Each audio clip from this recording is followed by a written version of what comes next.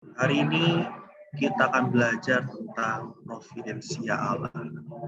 Oke, jadi kita masih ngomongin soal doktrin proper atau doktrin Allah. Nah, salah satunya adalah providensia Allah.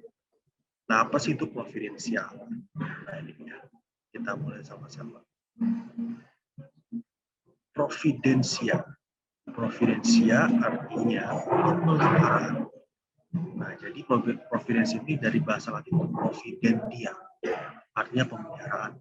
Kalau dalam bahasa Inggris itu provide, artinya menyediakan, melengkapi, melindungi, dan memelihara. Anyway, teman-teman, kalau ada sesuatu yang terjadi gitu ya sama gue gitu ya, langsung kasih tahu ya, entah suara hilang atau apa gitu ya. Nah, providensial itu apa sih? Nah, ini ada salah satu buku yang mengatakan providensial itu adalah tindakan Allah yang berkesinambung. Jadi terus-menerus, tidak berhenti.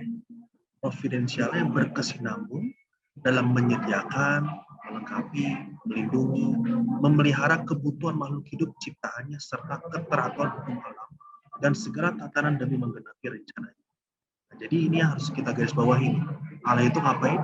Menyediakan, melengkapi, melindungi, dan memelihara kebutuhan makhluk hidup ciptaan.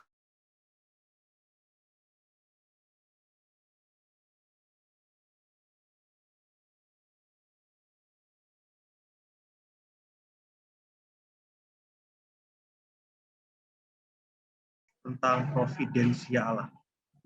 Jadi di Kisah para Rasul 17 ayat 24 sampai 27. Allah yang telah menjadikan bumi dan segala isinya. Ia yang adalah Tuhan atas langit dan bumi, tidak diam dalam kuil-kuil buatan tangan manusia. Nah, ini kita menjelaskan kalau Allah Maha Hadir ya, tidak terkurung dalam sebuah kuil-kuil buatan ataupun suatu tempat biasa. Memang Allah Maha Hadir. Ayat 25. Dan juga tidak dilayani oleh tangan manusia, seolah-olah kekurangan apa-apa. Karena justru dialah yang memberikan hidup dan nafas dan segala sesuatu kepada semua orang. Ya, jadi dia nggak seperti dewa-dewa lain yang harus diapa-apain dulu baru dia bisa lakuin atau baru bisa nunjukin dirinya. Seperti waktu kisah Nabi Elia di Gunung Karmel. Nah, Allah kita nggak demikian. Allah kita kalau mau melakukan segala sesuatu, karena memang dia mau melakukan segala sesuatu itu. Oke, ayat 26. Dari satu orang saja ia telah menjadikan semua bangsa dan umat manusia untuk mendiami seluruh muka bumi, dan ia telah menentukan musim-musim bagi mereka dan batas-batas kediaman mereka, supaya mereka mencari dia dan mudah-mudahan menjamah dan menemukan dia walaupun dia tidak jauh dari kita masing-masing.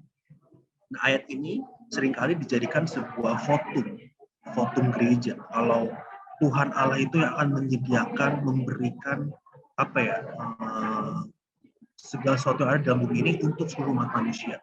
Jadi dia yang empunya langit dan bumi. Dia yang menyediakan kehidupan. Dan ini seringkali dipakai sebagai votum gereja. Nah, jadi di sini juga kita melihat ternyata providensial itu diberikan secara menyeluruh kepada semua umat manusia. Jadi nggak cuma kita doang, nggak cuma orang Yahudi, tapi ke seluruh umat manusia. Kan di ayat 26 bilang begitu. Dari satu orang saja ia telah menjadikan semua bangsa dan umat manusia untuk mendiami seluruh muka bumi. Dan dia telah menentukan musim-musim bagi mereka dan batas-batas kediaman mereka. Oke. Ini salah satu ayatnya. Kita next, kita lihat ayat selanjutnya. Nah, di Matius 5 ayat 45 juga ngomong begini. Karena dengan demikianlah kamu menjadi anak-anak Bapamu yang di sorga, yang menerbitkan matahari bagi orang yang jahat dan orang yang baik, dan menurunkan hujan bagi orang yang benar dan orang yang tidak benar. Ya, jadi Allah nggak mungkin meninggalkan perbuatan tangannya semenjak penciptaan. Dia tetap memelihara umat manusia. Entah dia jahat, entah dia baik, tetap hujan turun bagi orang jahat dan orang baik. Tetap matahari ada untuk siapa? Untuk orang jahat dan orang baik. Kasarnya mungkin ada untuk orang-orang yang mungkin jatuh dalam narkoba gitu. Tapi dia pun tetap ada sama orang yang serius mencintai Tuhan. Nah, ini providensial Allah. Dan bahkan teman-teman, Allah mengutus putranya yang tunggal untuk menebus dosa manusia. Nah, ini 1 Yohanes 4 ayat 9. Dalam hal inilah kasih Allah dinyatakan di tengah-tengah kita, yaitu bahwa Allah telah mengutus anaknya yang tunggal ke dunia supaya kita hidup oleh. Ini providensial. ketika Yesus turun ke dunia, ini merupakan providensia Allah, pemeliharaan Allah kepada umat manusia dalam hal keselamatan. Dalam hal keselamatan. Ya, jadi putra tunggalnya itu turun untuk menebus dosa manusia, dan penebusan Kristus ini diberikan untuk semua orang. Seperti tadi, matahari diberikan kepada orang baik dan orang jahat, sama. Penebusan Kristus itu diberikan untuk orang jahat maupun orang baik. Dan ini providensi Allah. Nah, jadi, kembali lagi kita ngerti, providensi itu apa? Menyediakan, melengkapi, melindungi, memelihara kebutuhan makhluk hidup ciptaan. Apa yang dibutuhkan oleh makhluk ciptaannya? Keselamatan. Nah, itu bagian providensi.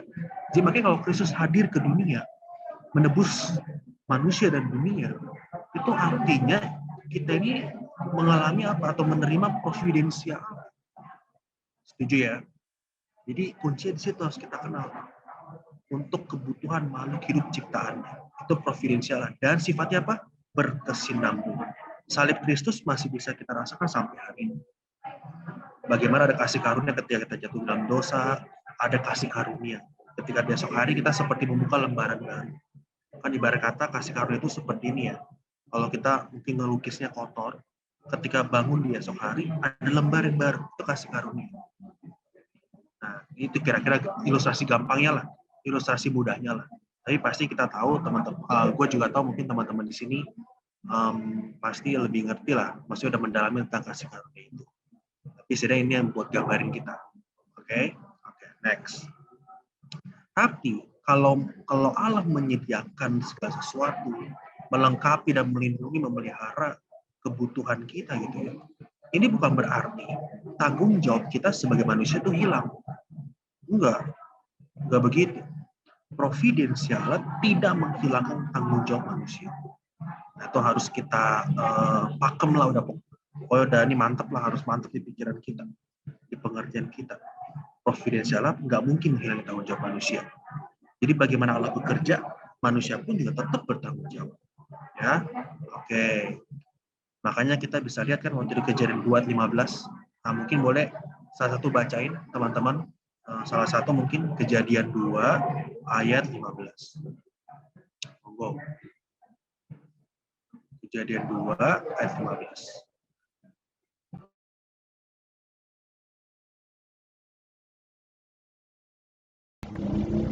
Kejadian 2 ayat 15. Tuhan Allah mengambil manusia itu dan menempatkannya dalam Taman Eden untuk mengusahakan dan memelihara taman itu. Mantap, thank you. Ya benar, dari awal memang udah suruh Allah untuk bertanggung jawab. Jadi walaupun semua dalam pemeliharaan Allah, tetap manusia bertanggung jawab. Bahkan dari Eden, sejak manusia di Taman Eden pun juga udah diminta bertanggung jawab loh. Ya, jangan Kejadian 2:15 kan tadi yang udah Clara baca. Nah, di Filipi 2 ayat 12 itu juga ngomongin soal tanggung jawab kita terhadap keselamatan. Kalau Yesus hadir di bumi ini sebagai providensia, perwujudan providensia Allah, tetapi bukan berarti kita ditebus, yes, bebas. Enggak, tetap kita ada tanggung jawab untuk mengerjakan keselamatan. Makanya Filipi 2 ayat 12 ngomong begini, hai saudara-saudara yang kekasih, kamu senantiasa taat, karena itu tetaplah kerjakan keselamatanmu dengan takut dan gentar. Bukan saja seperti waktu aku masih hadir, tapi terlebih pula sekarang waktu aku tidak hadir. Jadi apa? Tetap ada kerjaan mengerjakan keselamatan dengan takut dan gentar. Apa yang kita belajar dari sini? Dari sini kita belajar bahwa manusia memiliki kehendak bebas yang harus dipergunakan secara bertanggung jawab. Walaupun kita hidup dalam providensi Allah, dalam pemeliharaan Allah, tetap tanggung jawab untuk melakukan kehendak Allah, mengerjakan keselamatan tetap kita kerjakan. Jadi sekali lagi, providensi Allah tidak menghilangkan tanggung jawab manusia. Oke. Terus gimana dong? Kalau misalnya Allah memang memelihara kita, bagaimana dengan gambar-gambar seperti ini, teman-teman? Ada kemiskinan, ya kan? Ada sakit penyakit, ini ada cuci darah ya. Ada juga yang dibawa tuh perang, war. Gitu. Kenapa? Kalau memang Allah memelihara kita, Kalau memang Allah menjagai kita, kenapa ada kemiskinan? Kenapa ada sakit penyakit? Kenapa ada perang? Kenapa ada hati yang bertepuk sebelah tangan? Nah, itu dia. Kenapa coba? Ya, kembali teman-teman ingat. Semua karena ada tanggung jawab manusia. Kita nggak boleh nyalain Allah. Karena terjadi berbagai penderitaan dunia ini, jangan. Wah, ini gara-gara Allah nih. Allah jahat berarti menaruh kemiskinan. Ada penyakit. Nggak boleh. Itu semua karena tanggung jawab manusia. Kenapa orang bisa miskin? Pasti ada kejahatan manusia dalam situ. Kenapa bisa sakit penyakit? Karena mungkin makan nggak benar dan lain sebagainya. Kenapa ada perang? Pasti ada pemicunya. Dan itu bagian dari kehendak manusia yang seringkali cenderung bahkan ngelakuin salah di hadapan Tuhan. Pasti impact. Jadi kita nggak boleh salahin Allah. Wah, ini semua gara-gara Allah. Nggak boleh. Ada kehendak bebas manusia memang cenderung ngelakuin salah. Ya, jadi penderitaan dunia hari ini kalau kita lihat ya di sekeliling kita, apalagi COVID begini, ya itu juga. Ya kalau COVID sih pasti ada mungkin ya karena ada virus gitu ya. Ini ada nanti kita lihat, kita baca. Nanti ada soal providensial di dalam penyakit. Nanti. Tapi ini kita seperti dulu. Semua ada dalam tanggung jawab manusia. Allah memelihara, tapi tanggung jawab manusia juga harus bekerja. Oke, next. Providensial Allah atas Israel dan bangsa-bangsa. Nah, ini dia. Oke. Israel itu adalah umat pilihan Allah, setuju ya? Tetapi Allah tetap berperilaku adil kepada bangsa-bangsa lain. Nah, ini dia. Walaupun pada zaman itu, bangsa Israel itu adalah umat pilihan Allah, tapi tetap pemeliharaan Allah, perlindungan Allah, tidak untuk bangsa Israel doang, tapi juga untuk bangsa-bangsa non-Israel, bangsa-bangsa di luar Israel. Nah, ini jadi menguatkan kita lagi kan, kalau ternyata providensial itu apa? Diberikan secara universal. Ya, jadi pemeliharaan Allah itu universal pokoknya sifatnya. Terus apa bedanya kita nanti? Nah, nanti kita bahas. Pasti ada bedanya dong. Responnya, standarnya pasti beda. Ya pasti teman-teman udah ngerti lah ya, soal standar Kristen dengan standar orang lain pasti berbeda. Dan itu menyangkut kepada providensial. Sama-sama lah, nanti kita ngerti lah pasti. Oke. Nah, contohnya apa sih bangsa di luar Israel yang menerima providensial Allah? Ini dia, Niniwe. Ada yang kenal? Ada yang tahu dong Niniwe itu kota apa? Dan ada di Alkitab mana? By the way, ini suara gue kedengeran kan? Cukup aman? Oke.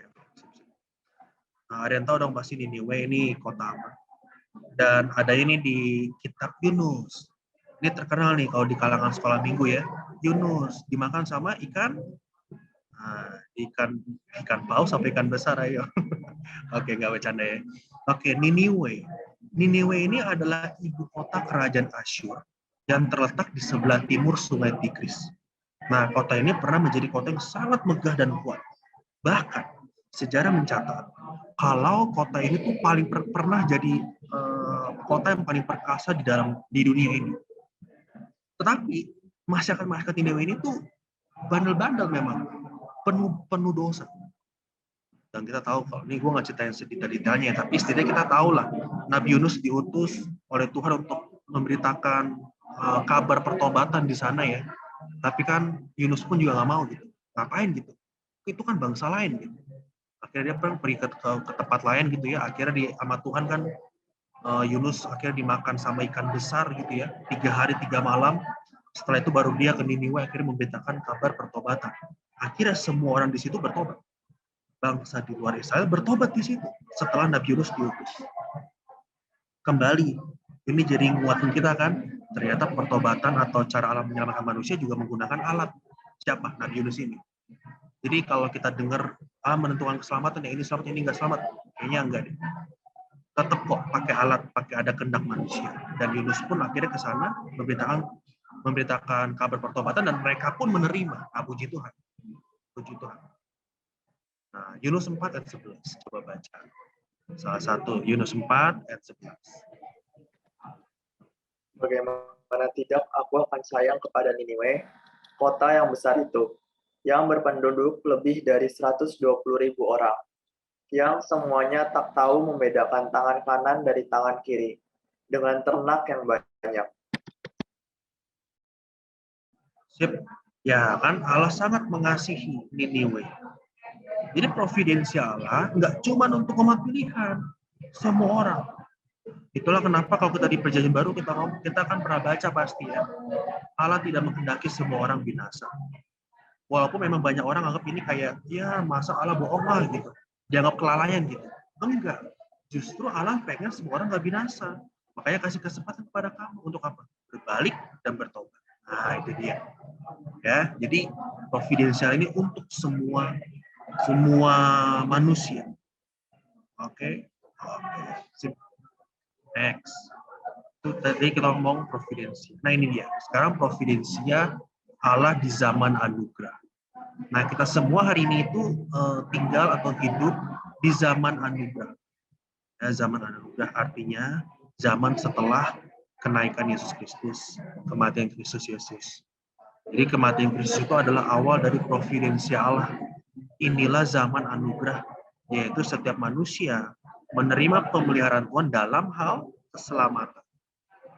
Artinya, di zaman anugerah ini, setiap manusia itu beroleh jalan kembali kepada Bapa. Maka Yesus bilang, tidak ada seorang pun datang kepada Bapa tanpa melalui aku. Di Kisah Para Rasul juga bilang, tidak ada keselamatan di kolong langit manapun selain Yesus Kristus. Jadi, ini merupakan providensia Allah yang nyata ya, yang terlihat gitu. Melalui Putra Tunggal yang turun, setia sampai akhir, mati di kayu salib, dan naik ke surga. Bangkit naik ke surga. Itu kita hidup di zaman providensia. Zaman anugerah. Dan kita menerima salib itu. Dan kita menerima apa? Jalan keselamatan. Tanpa salib semua orang masuk neraka. Karena nggak ada penebusan dosa. Nah, ini bersyukur, ini providensialan. Ini bagaimana Allah memelihara, menyelamatkan, melindungi manusia dari kebinasaan. Ini providensi Allah. Nah, puji Tuhan, Kristus kita mati di kayu salib dan menebus kita semua. Oke. Nah, ini providensi Allah di zaman anugerah. Oke. Masih teman-teman dapat tangkap ya. Oke, next kita akan masuk ke providensi Allah di zaman akhir. Nah, jadi teman-teman, kalau kita ini hidup setelah kenaikan Yesus gitu. Maksudnya ini kan zaman anugerah. Zaman anugerah sebenarnya juga zaman akhir sebutannya. Jadi zaman di antara waktu kenaikan Yesus ke surga dan zaman nanti sampai Yesus datang, ini zaman akhir namanya. Tapi nanti waktu Yesus mau datang gitu ya, udah menjelang banget itu akhir zaman. Kedatangan Kristus terjadi apa gitu, itu akhir zaman. Tapi waktu kita hidup di zaman ini namanya zaman akhir. Nah, zaman akhir ini disebut juga dengan pergolakan zaman. Pergolakan zaman juga nih disebut. Oke. Nah, pergolakan apa aja yang terjadi di dunia kita hari ini. Nah, mau nggak mau kita belajar Wahyu dikit nih, soal materai. Nah, ada yang pernah baca soal materai? Yang ada kuda-kuda tuh. Nah, ini kita bahas dikit ya. Oke. Pertama, kuda putih. Ini agak seru dan serem juga sih bahas ini ya. Cuman kita harus belajar bareng-bareng. Kuda putih. Wahyu 6 ayat 2. Bunyinya begini ya. Dan aku melihat sesungguhnya ada seekor kuda putih, dan orang yang menungganginya memegang sebuah panah, dan kepadanya dikaruniakan sebuah mahkota. Lalu ia maju sebagai pemenang untuk merebut kemenang. Nah, kalau kita lihat bahasa aslinya panah, nah kalau kita baca Indonesia kan panah itu kan kayak langsung ini ya dong, buat nusuknya tuh. Kayak Hawkeye itu panahnya gitu. Tapi kalau kita lihat di bahasa asli, itu pakai kata tokson. Itu bukan panah sebenarnya. Bukan pelurunya gitu, tapi busurnya. Nah, jadi bahasa aslinya tuh bukan panah beneran, tapi kayak busurnya doang, tanpa panah, tanpa amunisi. Nah, ini nandain Kalau kemenangan orang percaya yang menaklukkan dunia itu tanpa pertumpahan darah. Jadi kita menang tanpa pertumpahan darah dengan memegang busur itu tanpa anak panah. Nah, ini penafsiran yang Pak Eras ambil. Memang banyak penafsiran teman-teman di dunia teologi ya. Banyak banget ini penafsiran soal matra ini dan macam-macam. Nah, tapi di sini saya ambil dari Pak Eras punya. Nah, kuda putih juga bisa ditafsirkan sebagai kekuatan Injil. Nah, ini. Injil itu punya kekuatan. Dan kekuatan itu nggak pernah nyakitin orang, nggak pernah. Tapi bisa mengalahkan bangsa-bangsa dan membawa perubahan. Kenapa? Ada kasih dalam Injil. Ya kan? Ada keadilan dalam Injil. Banyaklah. Kita bisa temui butir-butir kebenaran dalam Injil yang mengubah hidup kita. Dan pasti akhirnya apa? Mengalahkan bangsa-bangsa. Tanpa kekerasan. Nah, ini kuda putih. Kita hidup di zaman anugerah, di zaman Injil.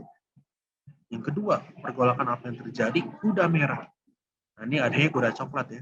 Cuma ini kayaknya sih kuda-kuda merah-merah padam gitu lah ya. Nah, dan majulah seekor kuda lain. Seekor kuda merah padam dan orang yang menunggangi dikaruniakan kuasa untuk mengambil damai sejahtera dari atas bumi. Sehingga mereka saling membunuh dan kepadanya dikaruniakan sebilah pedang yang besar. Nah, kuda merah ini menandain apa sih? Kuda merah ini menandakan sebuah peperangan atau krisis keamanan atau krisis politik. Jadi dunia kita ini diwarnai dengan hal semacam ini nih. Peperangan antar kerajaan, negara, bangsa. Misalnya Iran lah, Amerika dan sebagainya lah ya. Kita bisa lihatlah peperangannya. Siap. Oke, cepat juga waktunya. Oke. Next. Kuda hitam. Nah, ini dia. Dan ketika anak domba itu membuka matra yang ketiga, aku mendengar makhluk yang ketiga berkata, mari. Dan aku melihat, sesungguhnya ada seekor kuda hitam. Dan orang yang menungganginya memegang sebuah timbangan. Jadi yang menunggangi kuda itu ini memegang timbangan. Ya kan? Dan aku mendengar seperti ada suara di tengah-tengah keempat makhluk itu berkata, secupak gandum sedinar dan 3 cupak jela sedinar. Tapi janganlah rusakkan minyak dan anggur itu. Ini kayak begitulah. Nah, timbangan itu menunjuk kepada dunia perdagangan. Dunia kita hari itu dipenuhi dengan perdagangan. Ya kan? Ada Shopee, Tokopedia, dan lain sebagainya. Kita dipengaruhi sama dunia perdagangan. Yang walaupun akhirnya nanti berujung ya pada materialistik, konsumeristik, korupsi. Ya kan? Kalau kita sering banget Tokopedia tinggal klik, kan kalau kebiasaan ya jadi konsumen, menurut gua ya, jadi konsumeristik. Akhirnya kita jadi mata kita gampang nagih barang gitu yang pengen dibeli. Oke. Nah, terus apalagi kalimat secupak gandum sedinar dan seterusnya itu nggambarin krisis ekonomi. Jadi memang kita krisis kan, apalagi pandemi begini kan, aduh krisis pasti. Tipis uang tuh, tipis dompet. Nah ini pergolakan yang terjadi, bahkan kita alami, kita rasakan bukan di hari-hari ini. Oke, next. Ada kuda hijau. Wah, ini menarik. Ini kalau bicara vulgar tentang kuda hijau, ini menarik. Cuma mungkin di sini kita tidak vulgar dulu. Tapi setidaknya bisa menggambarin. Dan aku melihat sesungguhnya ada seekor kuda hijau kuning. Dan orang yang menungganginya bernama Maut dan kerajaan Maut mengikutinya. Dan kepada mereka diberikan kuasa atas 1/4 dari bumi untuk membunuh dengan pedang, dan dengan kelaparan dan sampar dan dengan binatang-binatang buas yang dibunuh. Nah, kuda hijau ini nunjukin kegerakan yang hebat. Kegerakan yang hebat dan dahsyat. Jadi ada sebuah kegerakan yang memang hebat dan dahsyat. Nah, kegerakan ini membawa manusia kepada kematian atau maut. Atau kegerakan ini membawa manusia kepada penyesatan. Dan terjadi sampai hari ini. Siapa itu kuda hijau? Nah, pikir saja coba. Kalau memang kita yakin bahwa Kristen adalah yang paling benar, Yesus Kristus yang paling benar, berarti di luar itu adalah penyesat, bukan? Ada gerakan selain orang Kristen. Siapa kira-kira yang paling banyak setelah Kristen, misalnya begitu? Nah, kita nilai sendiri ya. Saya jadi terpancing untuk vulgar ini ya, Bu. Oke. Saya cukup emosi jadi setelah mengetahui kebenaran ini ya. Oke. Tapi ya sudah. Ini yang pergolakan teman-teman. Oke. Oke, ini ada apa di chat nih banyak ya? Oke, kasih tahu. Jangan, Bun. Ini di ini. Ini barusannya kita habis viral ya. Siapa tuh si Paul ya? Siapa tuh yang lagi viral? Gue lupa lagi namanya. Siapa tuh lagi viral tuh? Stop record dulu. Yang lagi viral siapa gitu? Aduh. Nanti masa gue jadi viral sini? Joshua Martin dari 180 Movement. Ya aduh capek deh. Pauzeng. Oh ya Pauzeng, ya Pauzeng Kais. Iya lagi viral tuh. Ini kalau ngomong viral nih bahaya nih. Lewat Zoom juga kan soalnya nih. Oke, tapi kita udah tahu lah ya kira-kira begitu. Oke. Next. Tapi pergolakan itu maksudnya apa nih? Katakan providensia katanya. Aduh, nah pergolakan ini providensial justru ya di akhir zaman ini apa? Memelihara umat percaya dalam iman. Walaupun kita lihatnya terasa negatif semua ya, tapi ingat, Allah itu bekerja dalam segala sesuatu mendatangkan kebaikan bagi mereka yang mengasihi Dia. Jadi kalau kita mengasihi Dia, ini sebuah apa ya? Sebuah apa sebutannya? Ya memelihara umat percaya dalam iman. Iman kita makin ditambahkan lewat pergolakan yang ada ini. Gitu. Ya. Jadi apapun ini yang terjadi itu menambah iman kita. Selama kita mengasihi Tuhan. Oke, sekarang next. Nah, next ini sebenarnya saya agak takut-takut ya untuk sharingnya. Tapi nggak apa-apa, kita harus sharingin, bukan? Nah, ini dia. Saya juga, mungkin teman-teman juga agak-agak takut ya denger ini ya. Saya juga takut dia dengar ya. Oke. Tapi inilah penting juga sih. Providensial berkenaan dengan kesehatan. Oke, soal kesehatan ini penting nih. Oke, sip. Oke, next ya. Kalau Tuhan Yesus sudah memikul dosa dan segala penyakit, mengapa masih terdapat orang Kristen yang sakit? Nah, bagus ya pertanyaan ya. Kalau Yesus sudah mati di kayu salib, mematahkan segala penyakit, kutuklah, mengapa masih terdapat orang Kristen yang sakit? Alasannya ada 3. 1, sakit penyakit itu bisa dialami oleh orang tua yang diturunkan ke anak. Ayo buka dulu, Keluaran 20 ayat 5. Boleh tolong bacain.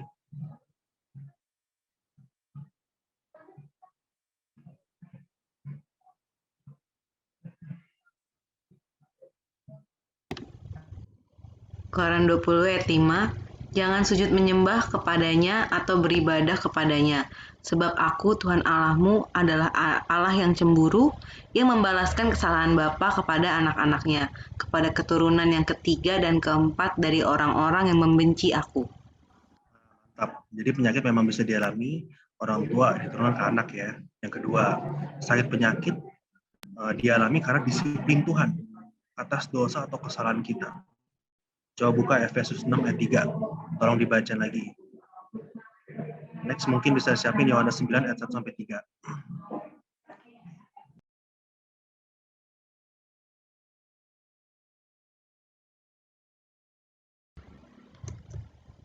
Efesus 6 ayat 3, supaya kamu berbahagia dan panjang umurmu di bumi.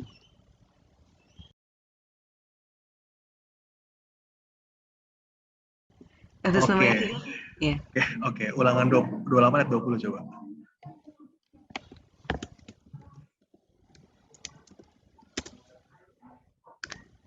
Ulangan 28 ayat 20, Tuhan akan mendatangkan kutuk, huru-hara, dan menghajaran ke antaramu dalam segala usaha yang kau kerjakan, sampai engkau punah dan binasa dengan segera karena kejahatan perbuatanmu, sebab engkau telah meninggalkan aku.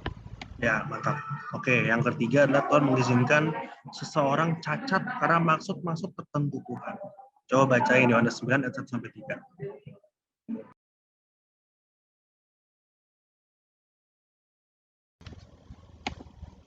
Waktu Yesus sedang lewat, ia melihat seorang yang buta sejak lahirnya. Murid-muridnya bertanya kepadanya, "Rabi, siapakah yang berbuat dosa orang ini sendiri atau orang tuanya sehingga ia dilahirkan buta?" Jawab Yesus, "Bukan dia dan bukan juga orang tuanya, tetapi karena pekerjaan-pekerjaan Allah harus dinyatakan di dalam dia." Oke, mantap. Jadi ada maksud-maksud tertentu Tuhan pasti. Ya, ini alasan penyakit-penyakit ya, walaupun ada Kristus. Tapi kembali lagi memang ada tanggung jawab manusia. Oke, jadi walaupun kita sakit gitu ya. Oke, siap. Bentar lagi saya selesai. Walaupun sakit tetap ada itu providensial Allah. Jadi sebenarnya kita harus lihat gambar besar ya teman-teman ya. Kenapa manusia bisa begini? Semua itu pasti karena dosa. Kodrat dosa yang akhirnya banyak macam deh. jadi ngelahirin gen-gen yang rusak, yang akhirnya mungkin bisa lahir cacat dan lain sebagainya. Ya, jadi sebenarnya intinya adalah tetap tanggung jawab. Ingat tanggung jawab tubuh kita.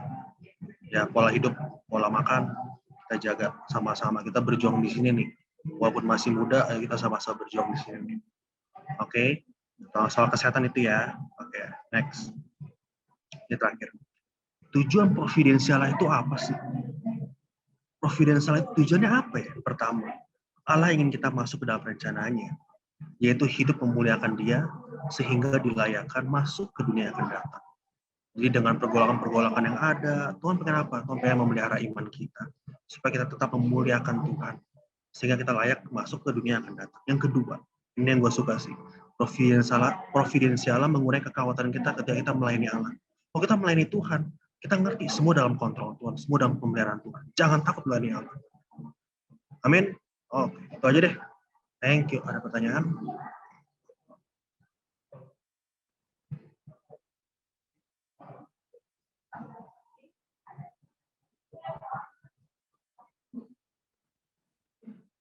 Oke, nggak ada pertanyaan ya. Jangan tanya kuda hijau pokoknya ya. Yang lain aja.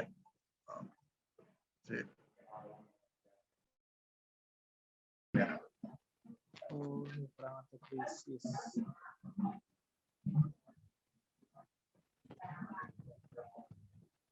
Oke bro. Thank you. Oke, siap. Yang lain? Terus berarti udah mau datang atau belum? Ya udah. Ya, ini udah zaman akhir. Sebenarnya ya, ketika kita Yesus naik ke sorga, kita sedang menghidupi apa? Tinggal menunggu penggenapan janji Tuhan kalau Dia akan datang lagi. Ya udah, itu zaman akhir. Nanti waktu Tuhan hadir, nah itu baru akhir zaman. Itu doang sih sebenarnya. Oke, kita istirahat.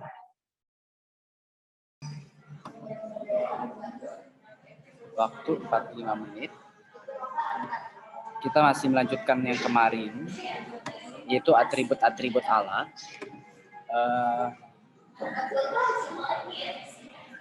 Kita akan masuk ke topik pembahasan keadilan dan kebenaran Allah. Keadilan dan kebenaran Allah. Karena ini merupakan salah satu atribut atau doktrin atau bagian yang terpenting daripada Allah. Ya, keadilan dan kebenaran. Kita lihat pengertian keadilan secara umum.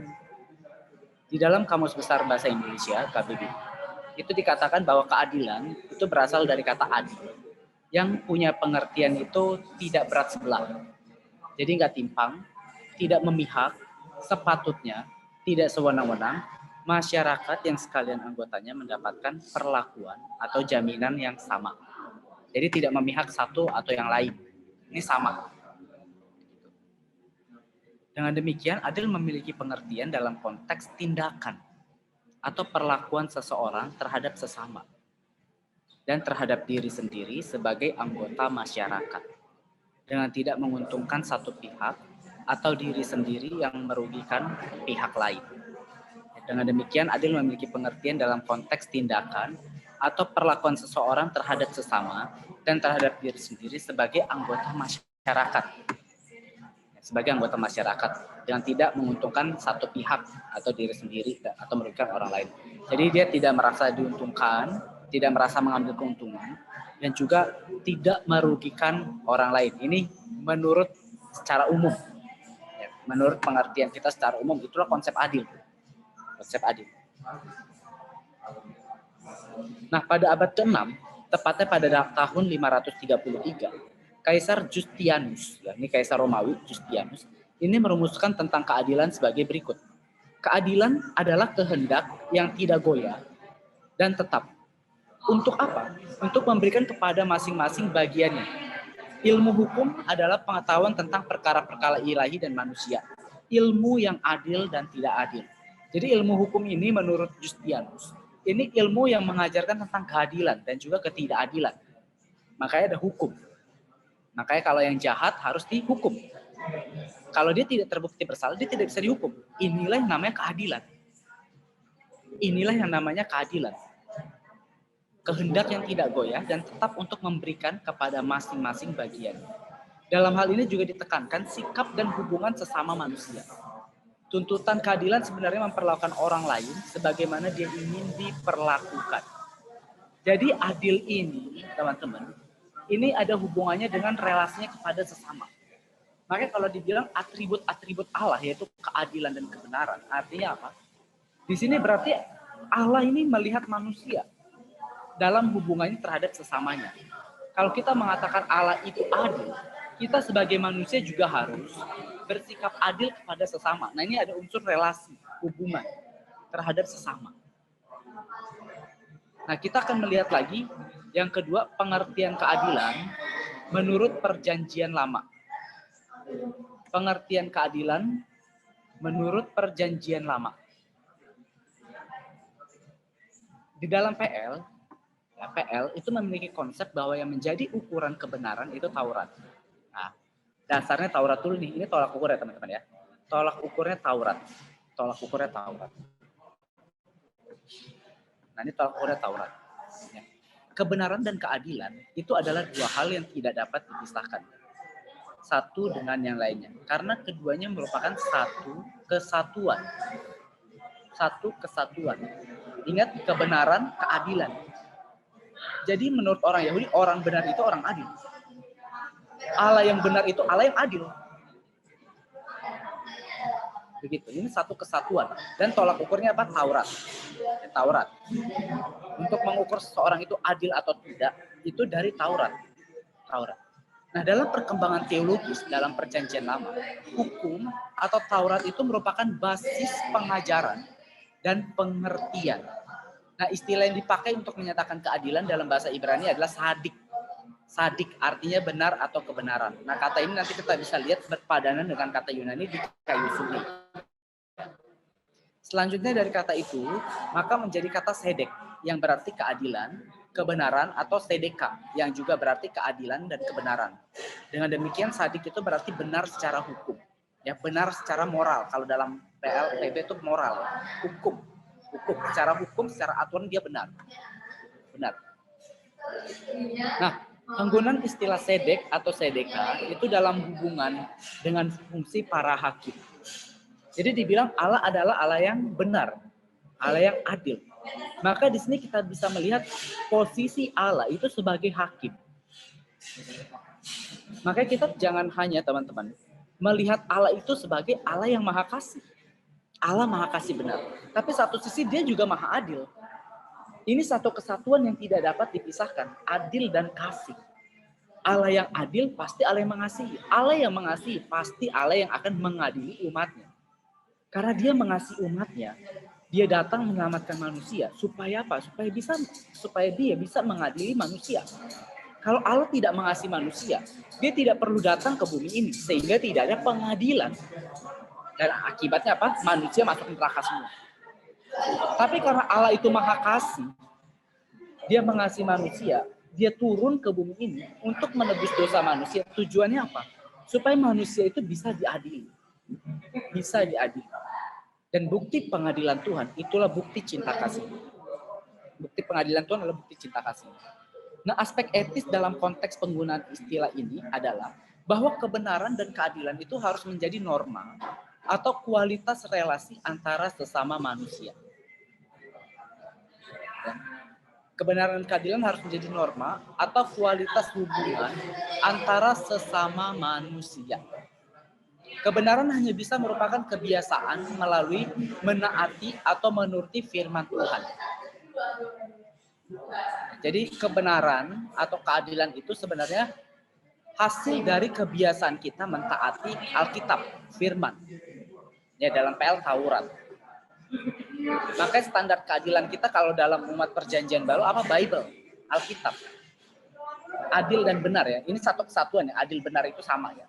Adil benar itu sama. Karena orang benar pasti orang adil pasti dia orang benar. Begitu. Nah, tolak ukurnya firman. Ada di firman. Ini pentingnya kita ada belajar firman, belajar dogma, belajar doktrin. Supaya kita tahu konsep keadilan yang benar itu seperti apa. Nah, para nabi dalam menjalankan tugasnya itu menyampaikan pesan Allah, seringkali meneriakan kebenaran dan keadilan sebagai kontrol terhadap pemerintah yang korup, yang tidak memedulikan rakyat dan melawan Allah. Ya, kita bisa lihat dalam Amos 5 ayat 15 dan 24. Nah, teman-teman, alasan bangsa Israel ini masuk ke pembuangan, dibuang oleh Tuhan ke Babel. Alasannya apa sih? Pertama itu karena adanya penyembahan berhala. Israel menyembah berhala. Israel menyembah berhala. Tapi ada alasan kedua. Karena masyarakat Israel, para raja dan perdana menterinya itu melakukan ketidakadilan kepada masyarakatnya. Tidak adil dalam hal apa? Memungut uang, pajak secara berkelebihan. Yang miskin makin miskin, yang kaya makin kaya. Korupsi, penindasan hak orang miskin. Nah, kitab Amos itu menjelaskan itu. Amos itu menjelaskan itu. Nah, Tuhan sangat benci ketidakadilan. Makanya teman-teman begini. Kalau dibilang kita mau belajar hidup kudus, hidup benar, hidup saleh, ya. Kesalehan orang Kristen yang sejati itu bukan hanya kesalehan pribadi. Ingat, ini penting. Kesalehan orang Kristen itu bukan kesalehan secara pribadi. Dalam arti apa? Bukan hanya tidak membunuh, tidak mencuri, tidak berzina. Bukan hanya sekedar, pokoknya gue berkenan di hadapan Tuhan, gue berkenan di hadapan Tuhan. Bukan hanya itu. Tapi kesalehan orang Kristen adalah selain hubungannya dia dengan Tuhan Allah. Ya kan, kalau kesalahan pribadi itu kan hubungannya, relasinya manusia dengan Tuhan Allah. Di mana gue harus berkenan supaya Tuhan senang. Hati Tuhan senang. Gitu kan. Tapi bukan hanya itu. Ada yang namanya aspek vertikal. Mengasihi sesama. Mengasihi sesama. Makanya di Kayosune atau Sedek itu artinya bukan hanya benar, adil. Kalau dibilang kebenaran menurut tingkah laku yang apa? Yang adil. Ini kamus Yunani berkata seperti ini. Kenapa Yesus berkata begitu? Hendaklah hidup keagamaan lebih benar daripada ahli Taurat dan orang Farisi. Nah, benar apa? Ahli Taurat, orang Farisi melakukan hukum. Ya, kita harus lebih dalam lagi hukumnya, Kak. Sekarang lebih dalam lagi, lu tahu nggak apa? Sepikiran seperasaan Tuhan. Oke, sepikiran seperasaan Tuhan apa coba? Melakukan apa yang Tuhan kehendaki. Apa yang Tuhan kehendaki? Ayo, ada yang bisa jawab? Apa yang Tuhan kehendaki? Apa yang Tuhan kehendaki? Sepikiran seperasaan Allah. Apa yang Tuhan kehendaki? Ayo. Ini kalau kita aja nggak ngerti, gimana kita mau melakukan firman loh? Apa sepikiran seperasaan Allah? Kan udah pasti udah pernah dibahas di PA dong. Apa teman-teman? Ayo. Gue pengen lihat nih jawaban teman-teman. Kalau kita nggak tahu ini, kita berarti nggak bisa melakukan firman loh. Karena kita nggak tahu firman mana yang mau kita lakukan. Ini abstrak, Kak, harus dialami. Oke, gimana? Pengalamannya apa? Contoh pengalamannya.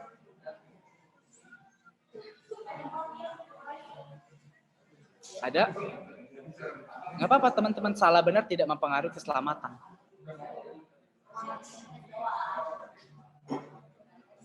Ada? Ada nggak? Oke, gini. Jadi di Kayosune atau Sadi, itu kan diambil dari ketika Yesus melihat orang-orang ahli Taurat dan orang-orang Farisi. Yesus bilang begini. Hendaklah hidup keagamaan lebih benar daripada ahli Taurat dan orang Farisi. Kata di Kayosune muncul. Ya. Lebih baik, lebih benar ya. Teks aslinya di Kayosune lebih benar. Maksudnya benar itu, di Kayosune itu righteousness atau adil. Kenapa kok adil? Karena ahli-ahli Taurat, orang-orang Farisi, dalam satu bagian lain Yesus berkata, kamu membuat peraturan, tapi kamu tidak melakukannya. Kamu justru menambahkan beban kepada orang-orang yang kamu suruh ikuti aturan kamu. Tapi kamu sendiri tidak melakukannya.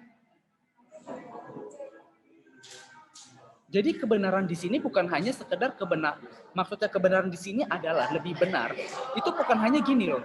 Kita harus bersikap batinia. Benar. Nah, nanti saya akan jelaskan batinia itu apa ya. Dari batin. Gini, kita sering kali ya teman-teman ya, kesalehan kita hanya merujuk pada Allah doang nih. Oke, gue berkenan, hati Tuhan disenangkan. Oke, tapi implementasinya kepada sesama apa? Itu yang pertama. Yang kedua, kamu tahu nggak yang Tuhan kehendaki itu apa? Tuhan itu bukan menghendaki kita saleh kayak malaikat loh. Malaikat dalam arti kita terbang nggak napak bumi. Bukan. Kita manusia, punya pikiran, punya perasaan, punya kehendak. Bisa bersedih, bisa bersuka. Ini sifat yang Tuhan kasih. Gitu. Jangan sampai kita salah arti ini sampai akhirnya kita bingung. Ketika kita udah berusaha dengan perbuatan baik, kita jatuh dalam dosa, kita stres. Aduh Tuhan, gila. Bukan berarti nggak boleh stres ya. Kita harus meratap. Waktu kita salah, kita meratap. Tapi ada sesuatu yang lebih penting daripada itu. Benar di sini adil. Karena Tuhan melihat perlakuan orang Yahudi pada sesamanya nggak adil. Satu sisi Tuhan bilang gini loh, kamu ikuti semua pengajaran ahli Taurat dan orang Farisi. Ikuti, berarti apa? Menurut Yesus, ajaran ahli Taurat dan orang Farisi itu benar.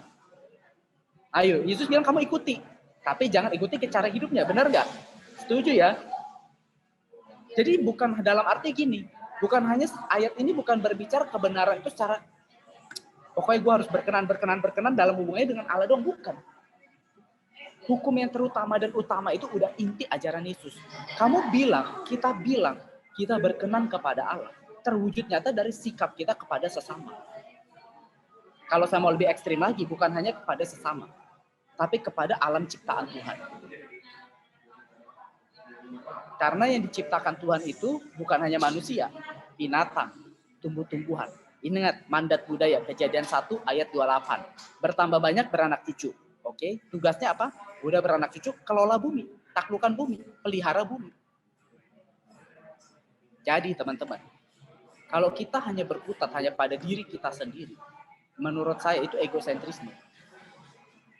Justru seharusnya kesucian kita terwujud nyata itu bisa dirasakan oleh siapa? Orang tua, kakak adik, oleh siapa? Teman, sahabat, oleh siapa? Alam ini. Kalau kita cuma khotbah ngomongin hidup suci, masih suka buang sampah sembarangan, jangan ngomong hidup suci lagi. Kita ngomong hidup suci, tapi kita ngomong sama orang tua kita, itu kelewat batas, teriak-teriak. Jangan ngomong hidup suci. Gitu. Jadi paham ya, ini di Kaisune, konsep hukum. Ini aku bahas dari langsung teks Yunani ya. Teks Yunaninya dan secara konteks. Jadi aku gak hanya asal ambil comol ayat, lalu memasukkan doktrin sendiri, enggak. Tapi dari konteks secara keseluruhan, latar belakang, dan juga kamus daripada Alkitab itu sendiri. Ya, cuma aku nggak tulis di sini kan, pakai buku referensinya apa, enggak. Nah ini konsep keadilan. Dan Tuhan paling membenci itu. Nah ini penting teman-teman. Kalau kita bersikap nggak adil kepada sesama, ya, dalam PL itu dijelaskan, orang-orang yang merana, orang-orang yang tertindas, ketika mereka berseru kepada Tuhan, Tuhan mendengar doa mereka. Jadi jangan main-main.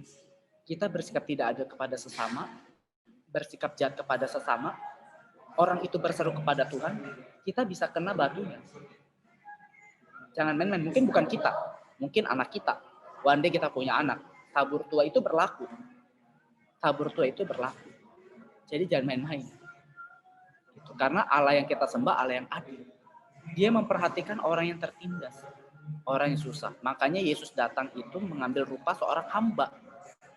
Bukan hanya hamba yang paling miskin, anak tukang kayu. Orang-orang yang sering diperlakukan tidak adil. Ya. Nah Yeremia ini juga mendeklarasikan tentang kebenaran dan keadilan, sekaligus memerdekakan kaum tertindas yang diperas dan dirampas haknya. Penindasan dan perilaku tidak adil harus ditinggalkan supaya berkat Tuhan mengalir. Ini menurut Yeremia pada konteks masa itu. Berkat Tuhan mengalir apa? Supaya Israel tidak mengalami pembuangan. Ya, Israel diselamatkan pada masa itu. Dan untuk implikasi sekarang, teman-teman, ya, kita bersikap adil, mengasihi sesama, memperlakukan sesama kita dengan baik. Ya. Tidak mungkin ya Tuhan tidak memelihara hidup kita. Bukan berarti harus berkelimpahan punya uang banyak, enggak. Tapi ini udah jadi hukum Tuhan. Tuhan selalu ingat kita, keturunan kita Tuhan pasti ingat. Selama kita adil terhadap sesama kita. Nah, di dalam Keluaran 23, Tuhan juga telah menggariskan peraturan tentang hak-hak manusia. Antara lain, tidak boleh memperkosa hak orang lain atau menjatuhkan hukuman secara tidak adil. Seseorang yang berada pada posisi benar atau tidak bersalah itu nggak boleh dihukum. Keluaran 23 ayat 7, haruslah kau jauhkan dirimu dari perkara dusta, bohong.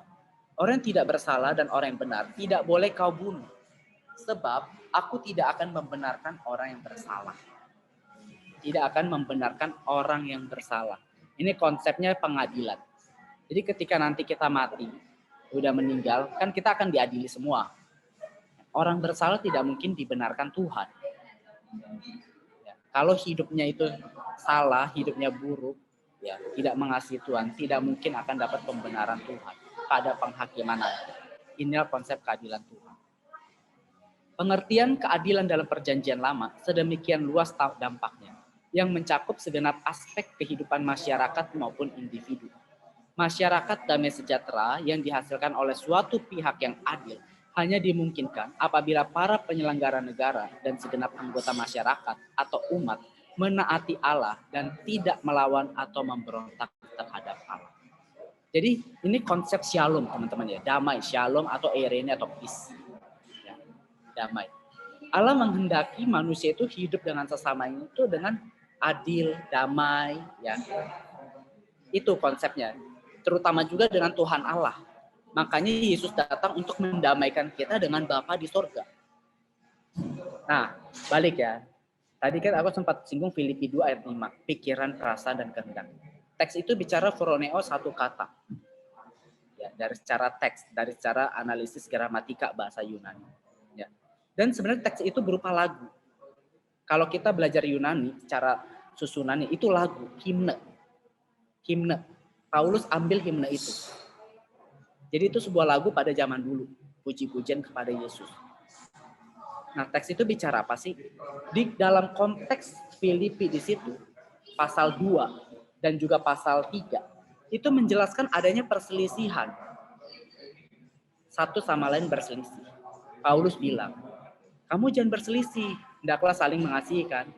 Makanya kamu harus memiliki cara pikiran Kristus. Yang walaupun dalam rupa Allah, dia mengambil kesetaraan sebagai hamba. Maksudnya apa sih? Kamu jangan konflik. Coba deh kamu kamu kan orang Kristen, dipersatukan dalam pemikiran Kristus. Harusnya kamu nggak konflik sebagai jemaat Tuhan. Nah itu maksudnya. Hidup di situ sepikiran seperasaan Tuhan. Kamu bisa hidup kamu itu bawa berkat, bawa damai. Tapi kalau kita bisa mengerti pikiran perasaan Tuhan kan iya bisa. Tentu orang yang terus bergaul sama Tuhan bisa. Tapi saya ambil dari konteks di sini teman-teman. Dari konteks di sini. Karena seringkali kita mengartikan ayat itu hanya pikiran seperasaan. Lalu apa ya, maksudnya apa? Nah kita bingung. Wah harus tahu nih gue lakuin ini senang atau enggak. Akhirnya apa? Kita bingung sendiri. Dalam implementasi kehidupan kita bingung sendiri. Aduh. Bingung sendiri. Padahal dari hal itu, dalam jemaat, kita bisa mengasihi satu sama lain. Hidup rukun. Tapi terlalu simpel, Kak. Ya udah coba praktekkan dulu. Ini kan komunitas 180 nih kita ya. Coba pada bisa nggak terima satu sama lain ya? Tidak ngomongin dari belakang, misal ya. Tidak ngomongin dari belakang, terima satu sama lain. Mengasihi. Ada yang susah, nggak punya uang, coba bisa bantu. Ada yang ini kita bantu. Ada yang salah ngomongin kita bisa menerima mengampuni enggak? Itulah baru kita punya pikiran perasaan Yesus. Kalau dalam hal mengampuni aja kita nggak bisa, jangan ngomong kita punya pikiran perasaan Yesus. Nggak mungkin. Karena Yesus itu orang yang Yesus itu pribadi yang sangat mengampuni manusia. Kita jatuh berapa kali, Yesus mengampuni kita. Makanya sampai hari ini kita hidup. Itu anugerah Tuhan. Artinya apa? Implikasinya cukup berat. Seberapapun banyak orang bersalah sama kita, seberapa banyak itu juga kita terus memberikan pengampunan pada dia. Nah, sekarang dalam perjanjian baru. Tindakan Allah untuk menghapus dosa orang bersalah dan memperhitungkan dia benar, itu merupakan tindakan bebas dari pihaknya oleh kasih karunia-Nya. melalui iman dalam Kristus Yesus, bukan berdasarkan kebajikan orang itu, tetapi karena Yesus menumpahkan darahnya demi orang yang dilakukannya, demi penggenapan Taurat, untuk mewakili dan menyelamatkan dia. Maksudnya apa sih? Keadilan di sini, ya, itu bisa terjadi dengan penumpahan darah Kristus. Ingat, kalau Tuhan Yesus tidak mati di atas kayu salib, teman-teman, semua manusia itu mati masuk neraka. Makanya keselamatan hanya oleh anugerah, only by grace. Perbuatan baik itu dampak. Kalau kita sadar kita hidup diselamatkan Tuhan, gak mungkin kita itu hidup dalam dosa. Ini pengertiannya. Makanya tiap hari kita pasti akan selalu merasa miskin di hadapan Allah. Yesus bilang apa? Berbahagialah orang miskin.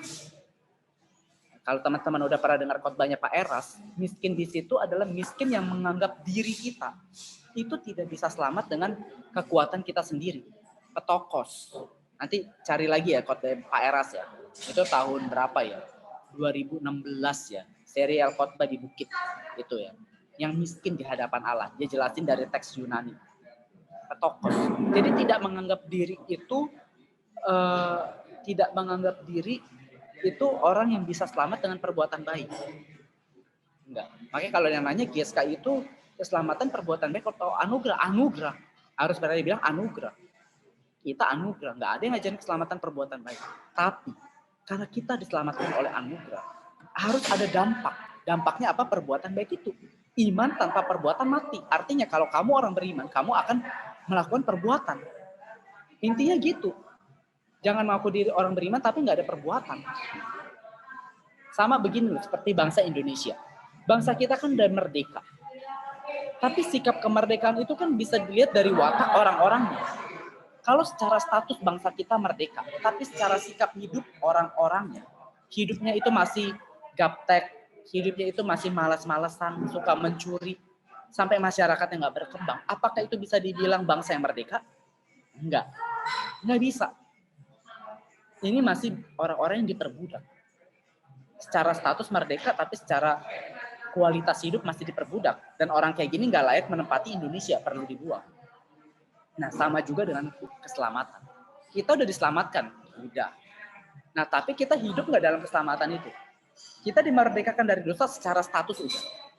Karena kita nggak bisa merdeka dengan kekuatan sendiri.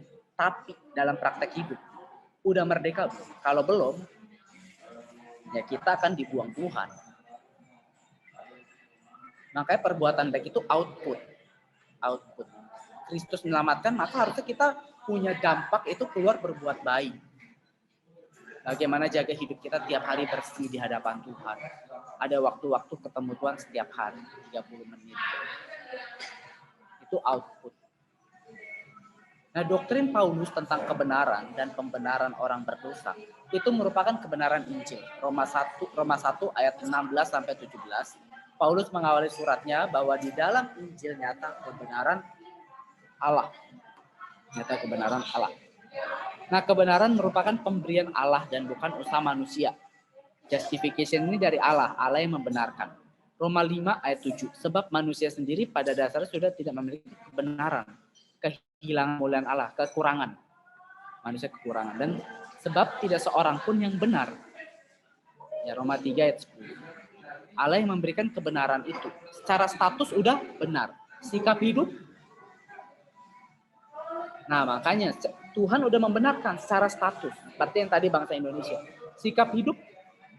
Nah, ini kita yang harus hidup. Makanya dibilang kerjakan keselamatanmu dengan takut dan gentar. Sebab Allah yang mengerjakan.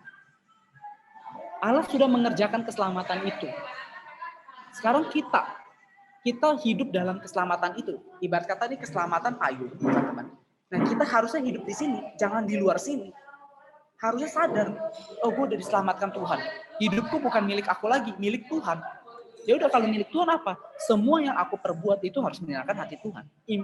Implementasinya ke situ. Harus sadar, wah, gue nggak boleh sembarangan hidup. Dan harus ingat, gue ini orang yang miskin di hadapan Tuhan. Aduh, mau sehebat apapun gue berjuang, gue nggak mungkin bisa selamat tanpa pengorbanan Tuhan. Nah, ini yang membuat kita rendah hati. Jadinya apa? Jadi ketika kita lihat teman kita yang jatuh, teman kita yang jatuh bangun dalam dosa, kita ada rasa rendah hati. Kita tidak menghakimi. Kita tidak merasa diri lebih saleh daripada dia. Kita rangkul. Inilah yang Yesus ajarkan. Nah, seberapa banyak gereja, komunitas Kristen yang justru lihat temannya bersalah dihakimi. Lu habis berzina, gua cut dari pelayanan. Akhirnya apa? Orang itu keluar, gak ada yang gila. Akhirnya apa? Dia hidup dalam dosa itu terus-menerus. Seberapa banyak gereja dan komunitas Kristen yang seperti itu. Makanya kalau kita tahu kita ini diselamatkan oleh anugerah dan kita harus hidup dalam keselamatan itu, maka kita sadar kita ini lagi berjuang juga. Dan ketika ada orang yang jatuh, teman kita yang jatuh, kita bisa memahami, kita rangkul dan support dia untuk bangkit. Inilah kekristenan yang benar, teman-teman. Inilah kekristenan yang benar.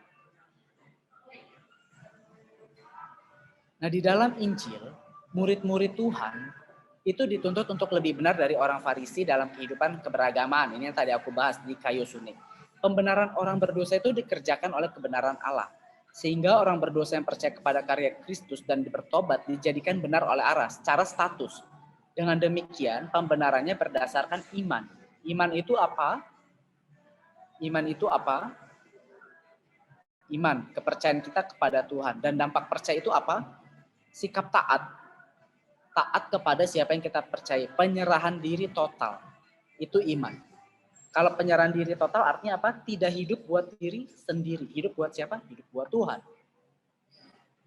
Gitu. Makanya orang yang masih hidup buat dirinya sendiri, kalau bisa dibilang orang itu belum beriman pada Yesus. Bisa dibilang orang itu beriman pada Yesus ketika dia hidup bagi Allah dan bagi sesamanya. Itu prinsipnya.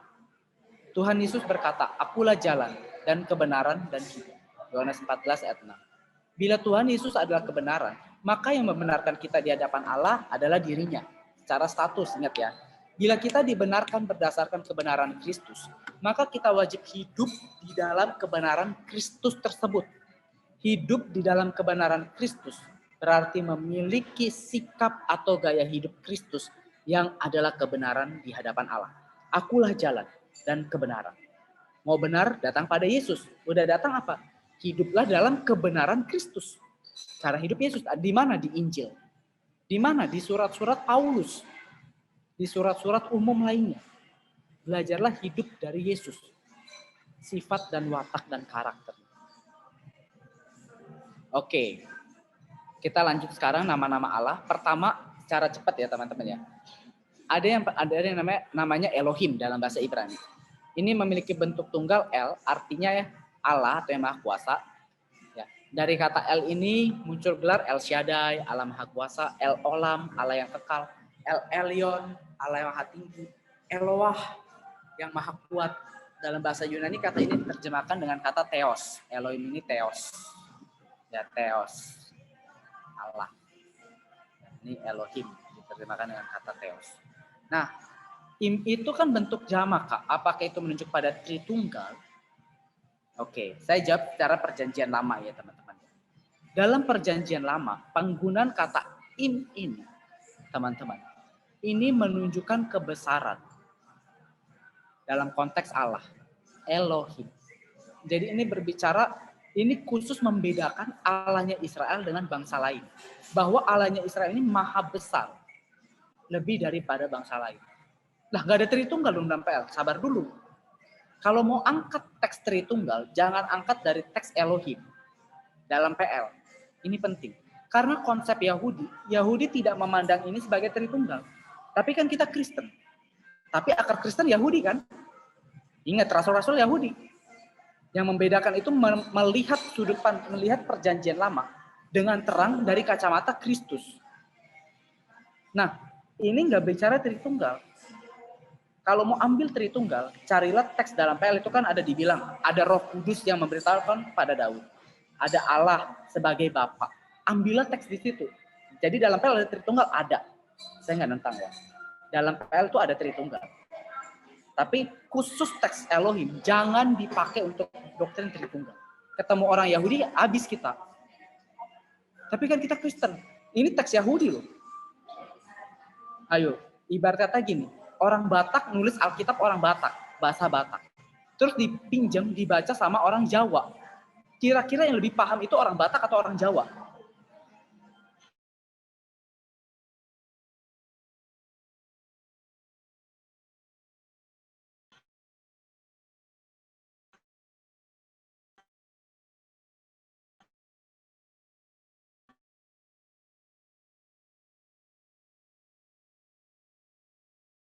Kayak tadi contoh aku orang Batak gitu, nulis teks, nulis kitab bahasa Batak dengan latar belakang Batak, budaya orang Batak. Lalu Leon yang bukan orang Batak baca teks itu. Mungkin nggak Leon memahaminya tanpa melihat sudut pandang orang Batak? Nggak mungkin. Tapi apakah kita harus jadi orang Yahudi? Enggak. Enggak, bukan. Kita nggak perlu jadi orang Yahudi. Tapi kita perlu lihat dari sisi pandang mereka. Gitu. Nah, implementasinya apa Kak? Kalau begini, implementasinya mau tahu, implementasinya apa?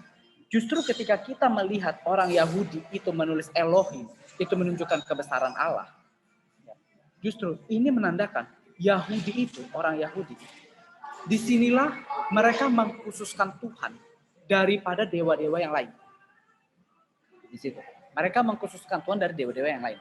Artinya, mereka hanya submit kepada satu Allah ini. Tidak menyembah berhala. Jadi waktu kita panggil Elohim, berani memanggil dia Elohim, kita berdua memanggil Elohim. Dengan kata lain apa? Lepaskan semua berhala dalam hidup kita. Apapun jadi berhala kita. Nafsu birahi atau seks, pornografi, pengen terkenal dalam pelayanan, ambisius-ambisius kita. Bahkan pelayanan kita, kalau itu jadi berhala kita, harus berani kita lepaskan. Dalam arti tidak terikat di situ.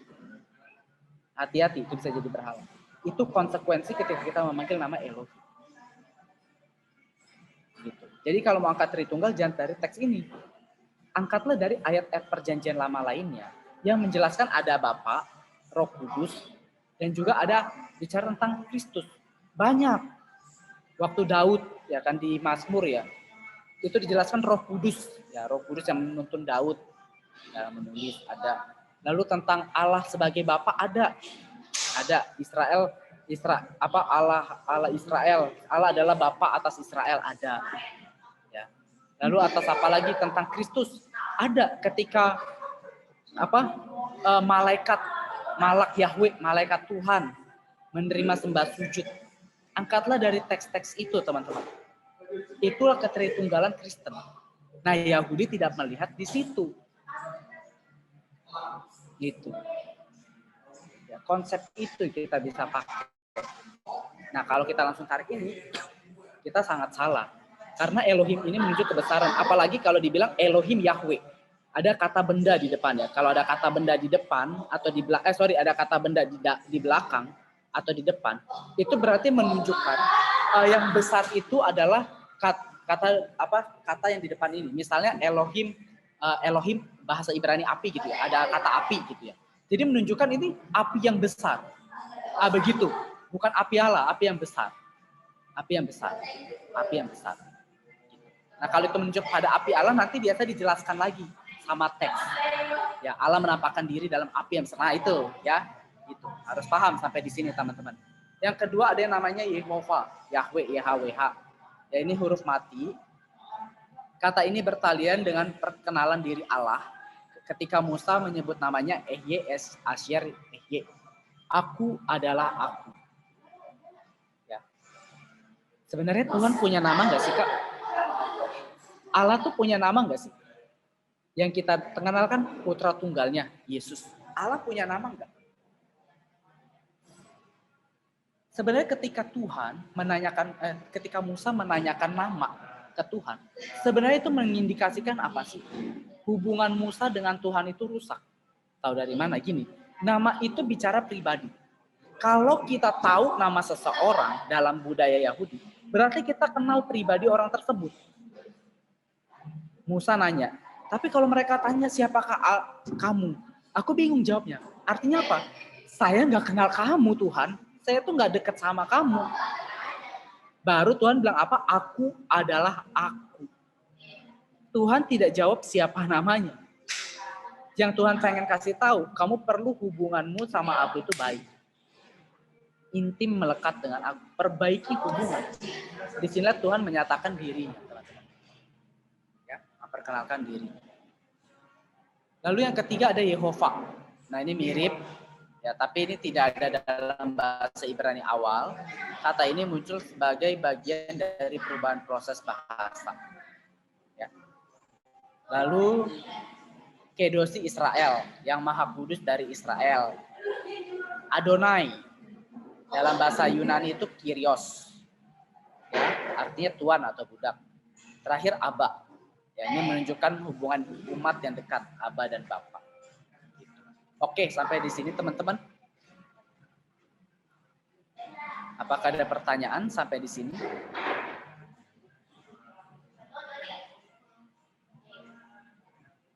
Oke, kita bisa diskusi sekarang.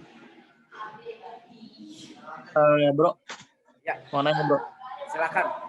Ya, kalau Elohim tadi dibilang tidak bisa dijadikan sebuah dasar untuk mengangkat tema Tritunggal, bukannya umat perjanjian lama memang belum ada penyingkapan tentang realitas Elohim itu sendiri? Emang belum ada penyingkapan. Nah, sekarang balik lagi saya tanya. Itu teks yang nulis orang Yahudi atau bukan? Teks itu orang Kristen atau Yahudi? Yahudi. Yahudi. Kira-kira mereka menulis itu dengan pengertian nggak, Bu? Iya. Dengan pengertian kan? Terus gimana tidak disingkapkan kira-kira? Disingkapkan nggak dalam hal disingkapkan? Tapi bukan dari kata Elohim. Makanya tadi aku bilang, kalau mau ambil teks Tritunggal, ambillah dari ayat-ayat yang menjelaskan tiga pribadi itu. Jangan dari teks Elohim. Karena mereka tidak memandang teks Elohim ini sebagai Tritunggal. Kalau maknanya Gini, bro, saya pakai logika yang sama untuk mengangkat semua teks di dalam perjanjian lama itu. Kan dalam perjanjian lama memang belum ada penyingkapan. Berarti dengan kata lain, umat perjanjian lama tuh taunya Allah itu Yaukit. Setuju nggak? Belum ada penyingkapan dalam arti Tritunggal.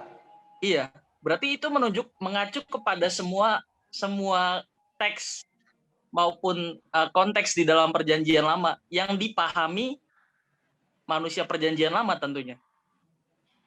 Memang mereka belum memahami, Bro. Mereka memang belum memahami. Jadi menurut mereka Tritunggal itu nggak ada. Makanya waktu Yesus bilang aku anak, mereka kaget, aku anak, Allah kaget. Ya, jadi dengan penjelasan ini sebetulnya sama aja. Mau pakai Elohim maupun di luar Elohim. Nggak bisa. Kalau buat saya nggak bisa. Karena orang Yahudi nggak lihat itu, Bro, sebagai Tritunggal. Sekarang gini. Ya, tapi Obed, itu dipandang Tuhan bukan sebagai masalah. Sekarang tanya dari mana? Tuhan mandang itu nggak masalah dari mana? Tahu nggak apa ukurannya? Tuhan mandang itu nggak masalah. Ya karena memang Tuhan Yesus belum berinkarnasi, belum menyatakan ada di dalam Elohim itu ada Bapa, ada Anak dan Roh Kudus. Kalau benar teks itu mengacu lembaga ilahi, Yesus sudah jelasin. Dalam Elohim ada Bapa, Anak, Roh Kudus. Simple. Yesus sudah jelasin. Atau dalam Injil kita menemukan ada kata-kata Aram, ada kata Ibrani, Eloi Eloi lama sabachthani. Bahasa Arab. Kalau dia mau jelasin tentang Tritunggal ke orang Yahudi tinggal bilang, kamu sesat, kamu nggak tahu Elohim itu ada aku, Bapa dan Anak. Ada aku, Bapa dan Roh Kudus. Hal simple. Ya itu di perjanjian baru, tapi kan ini bicara perjanjian lama ya. Ini juga sebenarnya berpaut dengan kata Yahweh tadi. Jadi Yahweh ini sebetulnya nama pribadi, nama lembaga ilahi, atau apa sebetulnya? Ini Yahweh sendiri kan sebenarnya huruf mati ya yang ditambahkan menjadi disebut Yahweh, yang dilafalkan Adonai kan. Kalau Yahweh itu orang Yahudi memandang itu nama pribadi. Proper name. Proper. Nama orang Kristen juga proper name kan? Proper name. Betul. Yahweh. Makanya kalau mereka baca Yahweh diganti Adonai. Itu nama sakral. Kenapa Tuhan tidak menjawab pertanyaan Musa? Aku Memang adalah aku. Karena yang jadi poin dari teks itu adalah hubungan Musa sama Tuhan. Nama itu bicara pribadi, Bro. pengenalan. Aku tahu Obed. Berarti aku punya hubungan sama Obed. Itu dalam Yahudi. Jadi waktu Musa bilang, gimana mereka tanya nama kamu Tuhan? Musa tuh mau bilang gini, Tuhan, gue gak kenal elu. Gue ngomong apa dong ke mereka? Kalau mereka nanya siapa yang suruh lu? Nah gue bingung. Gue kan gak kenal elu. Aku adalah aku. Tuhan memperkenalkan dirinya. Allah menyatakan dirinya. Itu memperbaiki hubungan. Apakah YHWH itu pribadi? Nama pribadi. Kalau orang Yahudi mandang itu nama pribadi. Oke. Ini sebenarnya pasti belum terjawab sih buat saya pribadi ya, tapi nggak apa-apa. Ini sisa 5 menit lagi, mungkin teman-teman ada yang mau bertanya. Tapi makasih ya bro ya, udah bantu kasih penjelasan. Thank you. Siap. Tapi saran aku, kalau mau angkat itu jangan dari Elohim. Itu saran aku. Kenapa? Nanti kamu ketemu orang Yahudi, dihajar di situ, nggak akan bisa jawab. Kalau dari Yahweh bisa nggak? Masih bisa. Tapi kalau dari kata Elohim langsung kamu breakdown, Elohim itu ada banyak, artinya banyak. Waduh, habis kita. Berarti dengan kata lain kita perkosa ayat. Yahudi itu percaya Allah Esa. Nah ini penting. Kerangka orang Yahudi, Rita Wahyu itu bilang gini, orang Yahudi itu tidak memikirkan berapa jumlah Allah. Bukan, tapi kebesaran Allah. Hah? Bicara keunikan pribadi Allah, bukan bicara keberadaan. Bukan jumlah. Jadi mereka tuh nggak mikirin jumlah 1, 2, 3, Tritunggal, Duitunggal, bukan. Tapi kebesaran Allah, itu konsep mereka.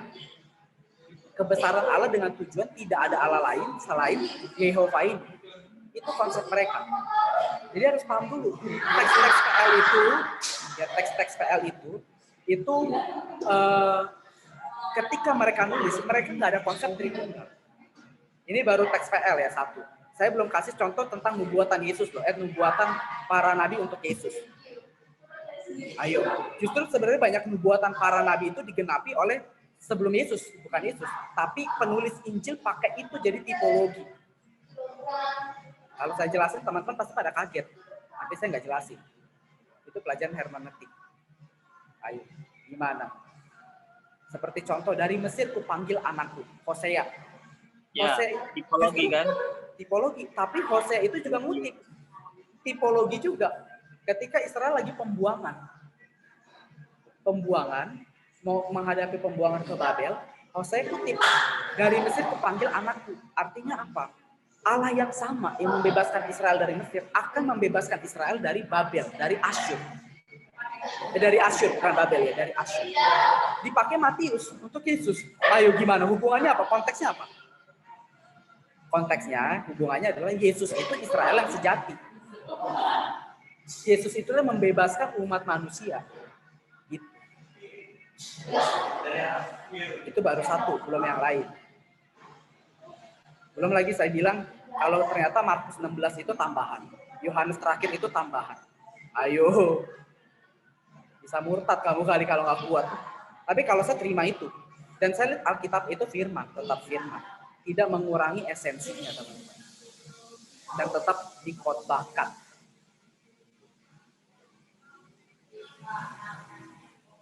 Belum lagi kalau aku bilang Deuterokanonika, menurut aku bisa ditambahkan jadi doktrin. Kalau buat saya. Di Katolik sendiri tuh nggak jadi ajaran loh, tapi pelengkap loh. Nggak apa-apa. Kalau saya lihat itu bisa jadi. Karena dari PB itu banyak ambil Deuterokanonika. Nanti ya, aku kasih ininya ya, ayat-ayatnya ya. Kalau emang itu mau dibuang, Yudas juga jadi khotbahkan. Harus fair. Yudas ngambil. Harus cincai dong kita. Masa yang itu dibuang, Yudas yang ngutip? Enggak. Ini kan sumbernya lu buang. Ayo, bingung nggak? Bingung nggak? Ayo teman-teman gini, maksud aku gini. Gak apa-apa, teman-teman dengar dulu. Ya. Kalau saya sih nggak bingung, saya udah baca sih. Apa yang Ya. kata David emang jelas. Paling enggak Karena kan belajar latar belakang. Jadi pemahaman yang dia dapat satu-satu akan menjadi bingkai pemahaman. Benar, Yohanes itu ada tambah.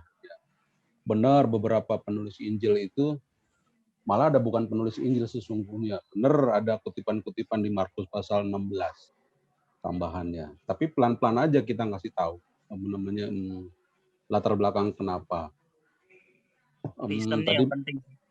ya kalau misalnya masalah Musa sama Tuhan, karena Tuhan sedang memperkenalkan pribadi bukan nama. Jadi kalau zaman itu kalau orang namanya Abraham, nggak ada artinya. Kalau Abraham artinya banyak anak.